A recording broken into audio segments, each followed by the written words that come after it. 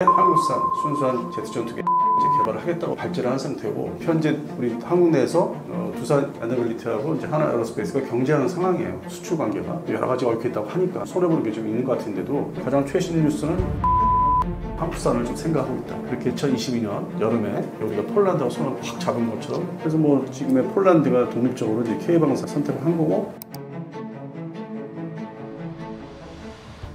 폴란드 공군 사령관이 직접 방한해 KF-21을 시승하기까지 했다고 하는데, 왜 폴란드는 한국 전투기에 이렇게 적극적인가요? 최근에는 또 후속으로 추가 탑승을 했다는 이제 뉴스가 있었습니다. 이게 이제 넘버 2. 폴란드 공군의 참모총장이라면 그 다음 뭐 차장이 또 있지 않습니까? 이게 지금 계속 지속적으로 시승 행사를 나름대로 이제 하는 거죠. 그러면 당연히 이제 배경에는 폴란드 공군이 장기적으로 관심이 많다. 그게 이제 왜냐면은 폴란드 공군의 구조가 현재로서는 이제 실제 운영하는 거는 F-16 블록 50계열이고, 그리고 이제 F-50은 이제 뭐 12대 가져왔고 추가로 36대 가져와야 되는데, 그리고 이제 러시아제 냉전 시절 때 탈냉전 되면서 이제 독일로부터 받은 미그 29가 있고 Su-22 공격기가 있습니다. 근데 이게 너무 오래됐고 러시아제이기 때문에 부품 수급 안 되고 해서 없애야 돼요, 결국에는. 그 중에서 이제 Su-22 그 피터 공격기가 연말에 이제 다 도태를 해요. 사라져요. 근데 이제 그 사이에 우리 대한민국에서 가져간 F-10 기존 버전, GF 버전이 어느 정도 최소한 훈련 용도로서 좀 제대로 가동되는 게 이제 확인이 되니까 태엽을 1대1 도태 대체를 하는 것 같고, 두 번째는 우리가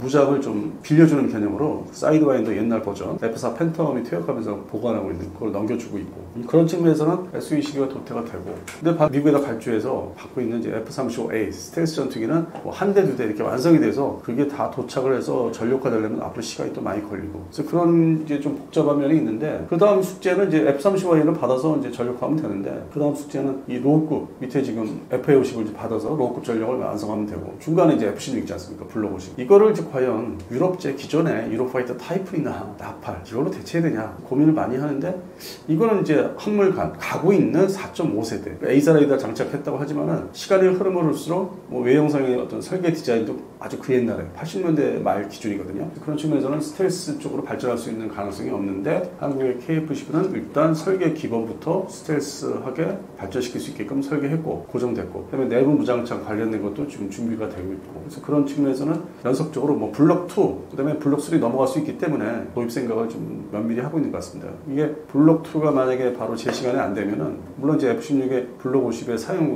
운영 기한이 또 있기 때문에 그거를 정확히 염두에 두면은 곧바로 블록 3로 도입을 할 가능성도 없지 않아 있어요. 그래서 그 전 버전을 아주 뭐 꼼꼼하게 세심하게 살펴보고 타보는 거죠. 근데 일단 아주 일반적으로 얘기해서 외형뿐만 아니라 내부에 탑승하면 후방선을 보면은 1차화된 조종석이라든지, 그러니까 거의 뭐 지금 5세대 전투기, 아니면 4.5세대 중에 저 후발주자 뭐 F-15EX라든지 이런 전투기 개량된 뭐 F-16V라든지 1차화된 뭐 이런 계기판, 이게 좀 일맥상통하는, 기술적으로도 이게 미래지향적이라는 거예요. 그래서 계속 기회가 있을 때마다 알아보고 있는 거죠. 자기들이 직접 타보고 뭐 맛을 보고 이런 측면이기 때문에, 결국에는 이제 한국산 그 보라매 전투기가 초기 버전이 있을 거고 발전된 뭐 보라매 2가 있을 거고, 그거에 대한 접근을 장기적으로 하고 있는 거죠. 왜냐면은 2030년 이전까지는 그 F-50의 소위 폴란드 버전이 이제 완전 전력화가 이제 그때까지 끝날 거고, 지금으로부터 뭐 26년 말이죠. 그러면 정확히는 27, 28, 29, 30. 이 4년 동안에는 F-50 PL이 제대로 전력화가 끝날 거예요. 그 다음에 이제 한국에서 블록 3까지 이제 넘어가니까, 그 다음 단계는 한국에서도 2030년부터 본격 개발을 이제 시작하기 때문에 그쪽으로 바로 진입할 수도 있어요. 지금까지는 이제 블록 2로 생각했는데, 시간상으로 보면은 기존의 블록 3라고 얘기했던 EX 버전, 이쪽을 더 지금 염두에 두고 있지 않나. 시간이 흐르고 자꾸 관심을 갖는 게. 그래서 저도 이제 말씀드리는 게, 작년 대비 올해는 좀 더 진보된, 진화된 버전을 지금 생각하고 있는 거죠. 그쪽으로 이제 바로 들어가겠다. 그래서 우리가 그동안에 얘기했던 블록 2는 아닐 수도 있겠다는 생각도 지금 하고 있습니다. KF-21의 미국산 엔진 사용 현황과 국내 자체 엔진 개발 단계는 어디까지 왔나요?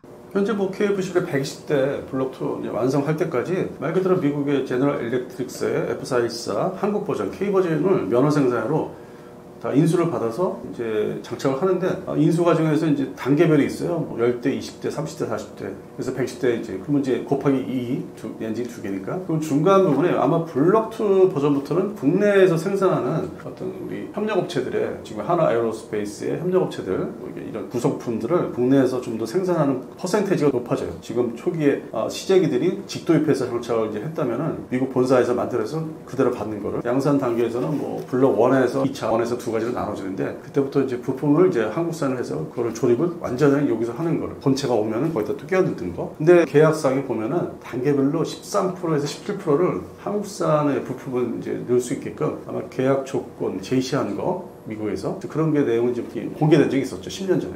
그래서 그런 측면에서는 K 버전이 맞고 여기서도 일부 일조를 하기 때문에 그렇게 하면서 일부 부품을 생산을 이제 해보면서 기술이 쌓이고 그리고 또 이제 미국 제너럴 일렉트릭에서 받는 이제 기술들이 그래도 뭐 좀 일부 좀 있으니까 그게 이제 모여서 120대에 완성이 되는데 그렇다고 해서 이게 무슨 별도의 우리 한국산 엔진을 할 수는 없고 이제 K 버전에 국한되는 거죠. 또 어쨌든 기술들은 이제 좀 습득을 한 다음 상태에서 그 다음 단계에 한국산 순수한 전투기, 제트 전투기 엔진을 이제 개발을 하겠다고 발제를 한 상태고 그리고 지금 현재 우리 한국 내에서 두산 에너빌리티하고 이제 하나 에어로스페이스가 경쟁하는 상황이에요. 경쟁을 이제 본격적으로. 작년 9월달에 서로 우호적으로 이제 어떤 세미나장에서 만났는데 지금은 딱 1년 지났는데 본격적인 경쟁을 이제 하고 있다 하더라고요. 그리고 두산 에너빌리티가 전에 뭐 존재감이 없었는데 어떤 새로운 정부 들어서면서 연관된 우대를 받는 것도 뭐 없잖아 있고 뭐 합법적으로. 그래서 이게 어떻게 될지 모르겠다. 그리고 하나 에어로스페이스는 전통적으로 뭔가 대외적으로 자기들이 뭐 얘기를 일방적으로 한 게 좀 있어요. 그러니까 다 자기들이 하는 것처럼. 근데 실상은 다 먹을 수 없는 서로 나눠야 되는 쉐어 그 분리 서로 나눠야 되는 엔진 분야 개발에 있어서 혼자 전적으로 다 해서 이렇게 끌어안고 할 수 있는 게 아닙니다. 그런 측면이 요즘에 노출되고 있기 때문에 좀 더 지켜보셔야 돼요. 그렇게 하나 에어로스페이스를 좋아하시는 분들 많은 건 아는데 그게 전적으로 다 혼자 다 할 수 있는 게 아니다.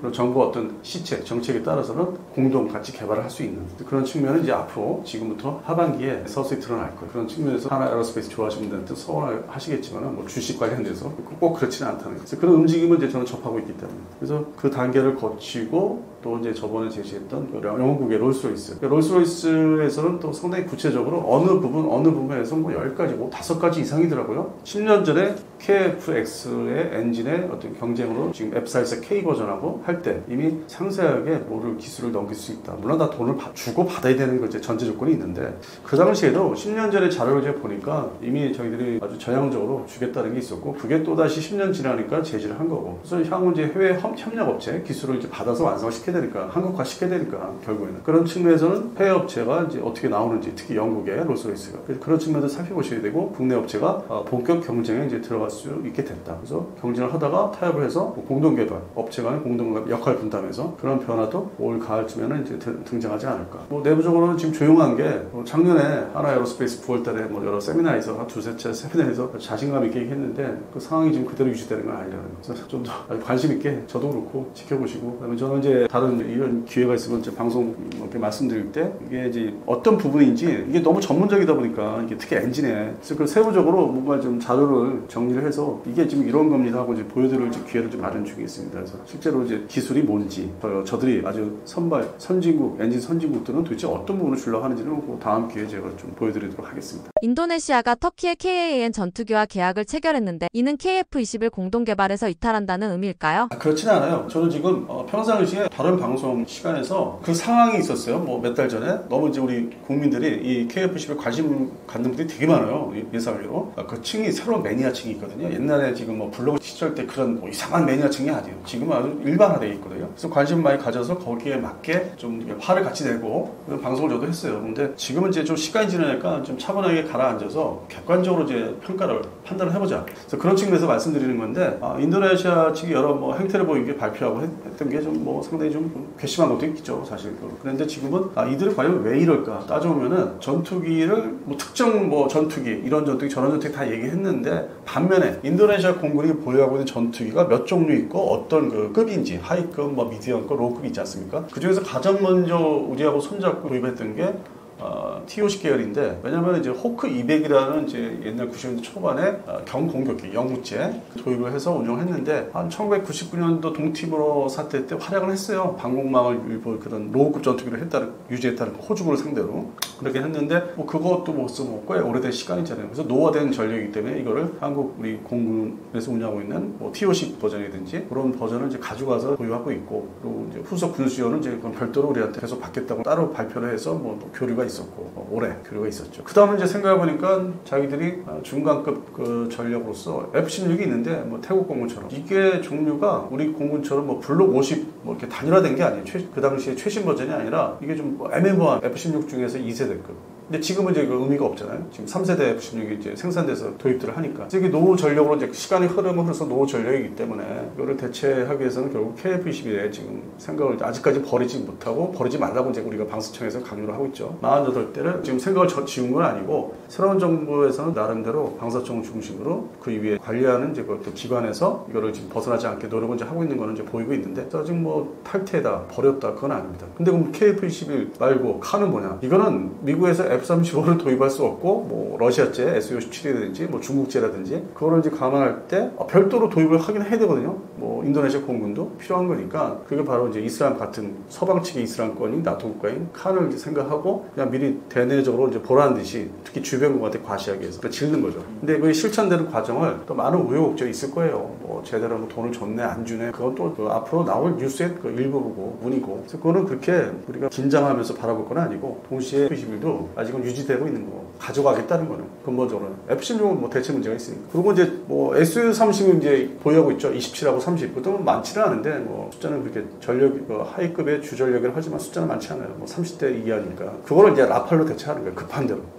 그래서 칸은 말 그대로 F-35를 도입 못하는 스텔스 전투기를 이제 자기들이 뭐 충족을 시키려 해서 칸, 그다음에 이제 Su-27, 30대차는 라팔로 하고 F-16은 아직은 탈퇴 안 했으니까 KF-21로 거의 헐값에 가져올 수 있나 없나를 간을 보고 있는 거 계속 끊임없이 우리 속색이는 거. 그다음에 이제 로우급인 이제 호크 200, 뭐 100계열이나 이런 것들은 TOC, FOC급으로 대체하는 거. 그래서 등급별 소고기처럼 쇠고기처럼 등급별로 대체를 따로 이렇게 소유는 있는 거예요. 그들 역시 대체 소유가 따로따로 존재하는 거죠. 그래서 이게 좀 분리해서 보면은 그들의 어떤 전투기 전력 확보에 대해서 살펴봐야 되고, 그러니까 지켜봐야 될 거고, 중간에 이제 뭐 미라지 2천은 이제 취소했죠. 중국이 카터르에서 하는 거는 없어진 거고, 또 하나 전투기가 있다면 이제 F-15EX 이 버전은 미국이 뭔가 군사 원정식으로 이렇게 FMS 외상으로 주지를 않으니까 이거를 더 이상 진전이 없는 거예요. 미국도 그냥 이래도 그만 저래도 그만 그런 나라이기 때문에 근데 관리를 좀 하려고 했었는데 그리고 이제 미국의 목적은 Su-27, 30 러시아 전투기를 청소를 하고 싶었던 건 있어요. 전 세계적으로 그 프랭크 시리즈 갖고 있는 나라 뭐 중국을 제외하고는 그거 버려라 대신 이거를 해서 그게 이제 전투기 세계에 오래된 그 관행이 있거든요. 이게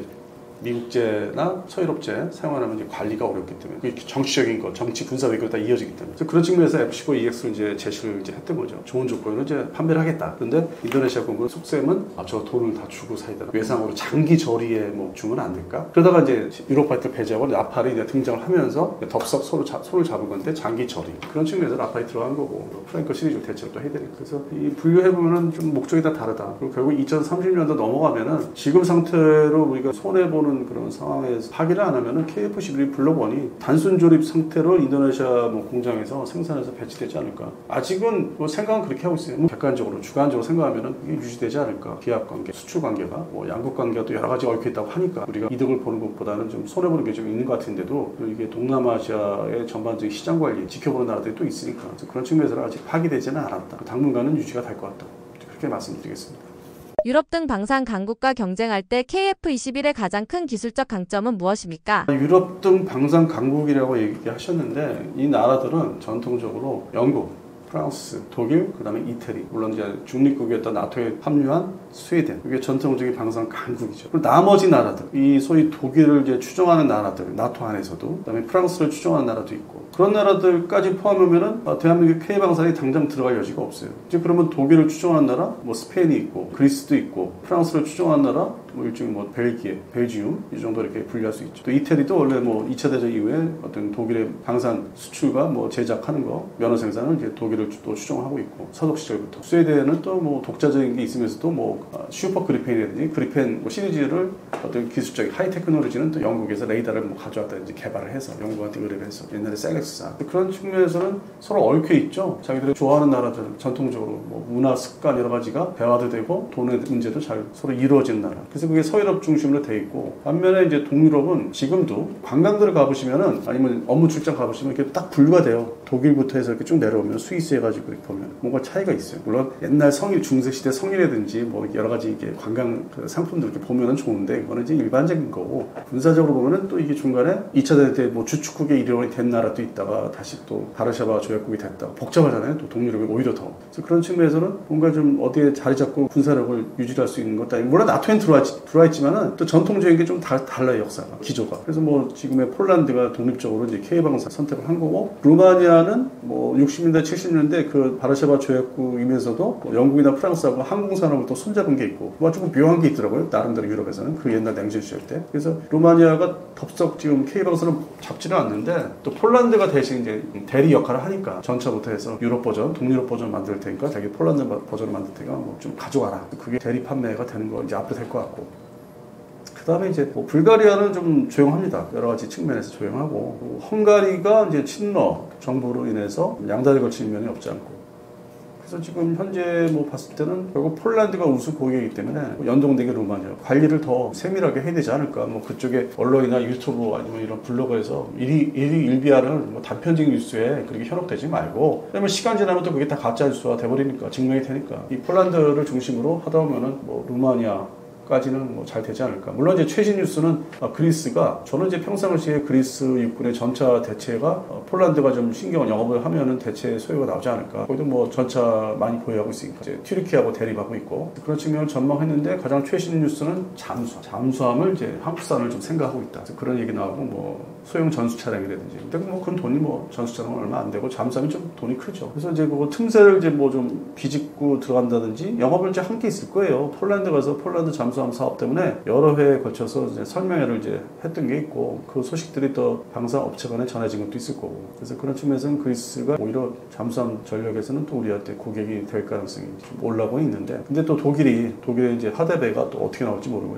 왜냐면 그리스와 독일은 또 무기체계 서로 뭐 판매 사고하는 게 2차 대전 이후로 또 끈끈하기 때문에 더 두고 봐야 되고. 그래서 뭐 실제로는 유럽에 러시아를 제외한 나토 국가 등 유럽에 방산 시장이라는 게 장벽이 형성이 되고 있고, 그렇게 지금 2022년 여름에 그렇게 우리가 폴란드하고 손을 확 잡은 것처럼 그렇게 급격한 모습은 없을 것 같아요.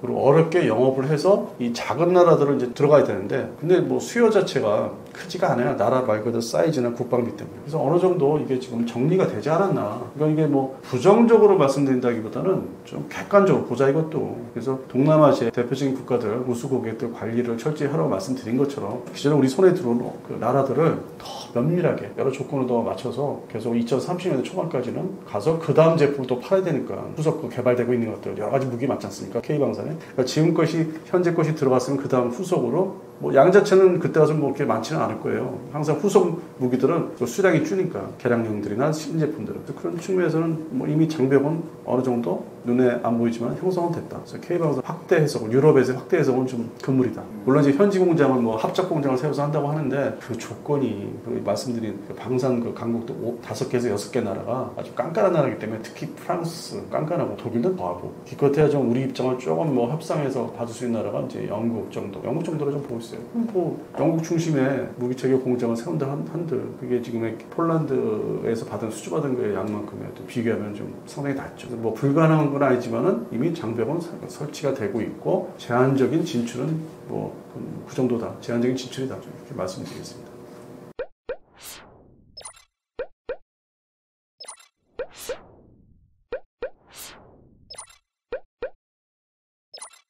you